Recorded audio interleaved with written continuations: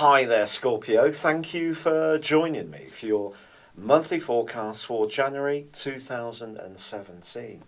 And what a month this can be. I get a real sense of excitement about even telling you about your forecast. It begins with your ruling planet of Mars in the sign or part of your horoscope that's about your personal expression.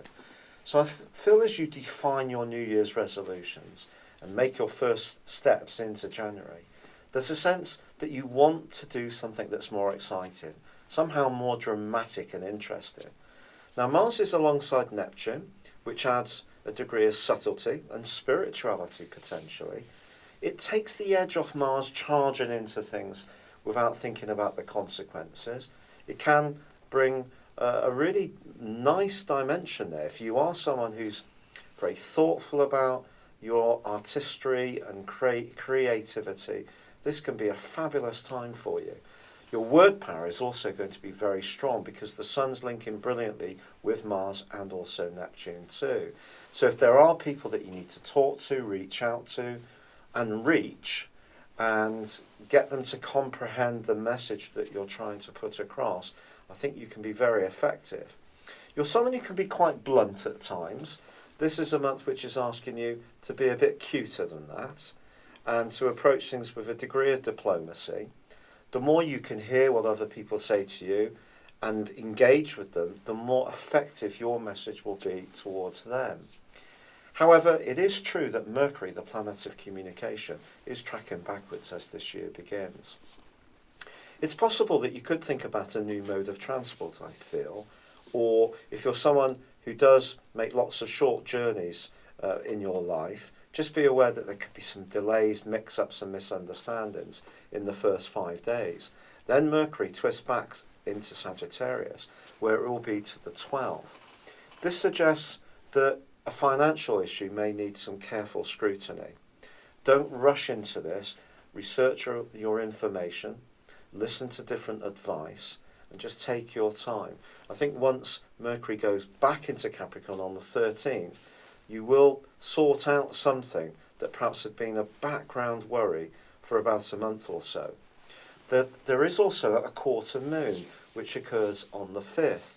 This quarter moon is in the sign of Aries, and this cautions you not to be too busy as you make your way into this new year. Don't try to do too much at once.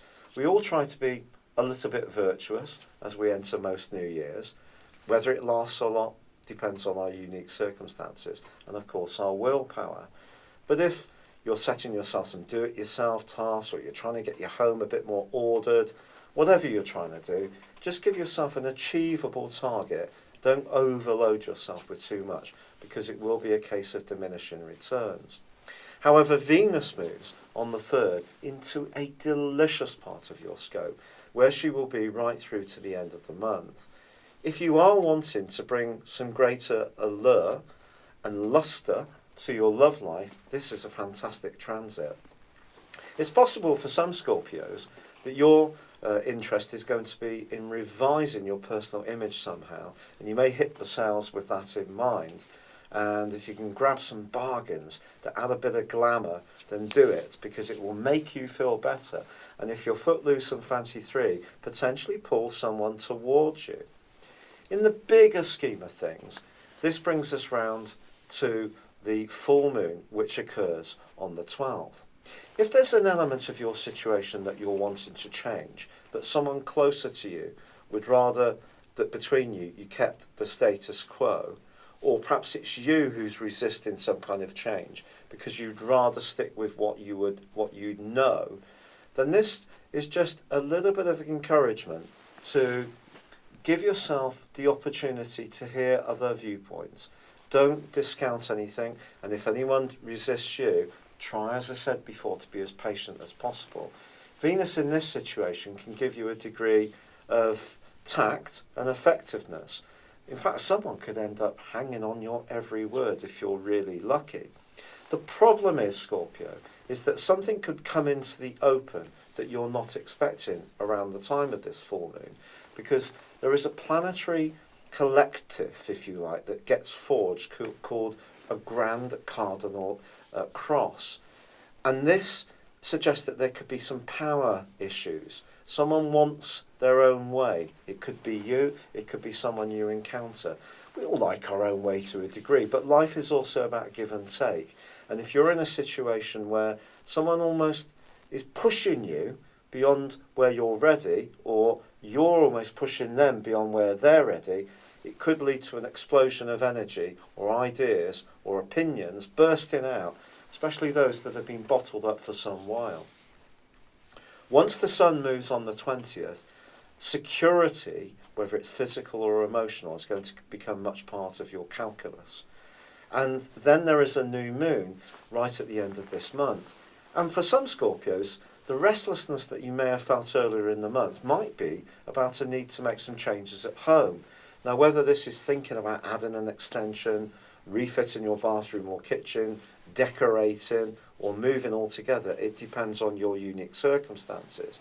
But what you should know is that Mars, your traditional ruler, moves also on the 28th into a very powerful, energized, focused location, which can really give you the momentum and the drive and the willpower to make any changes that you might consider in terms of your living situation in the physical context. But also it could see you thinking carefully about your work. And the idea sector and the creativity that's all been stirred up at the turn of this year is something that I feel really could get you thinking.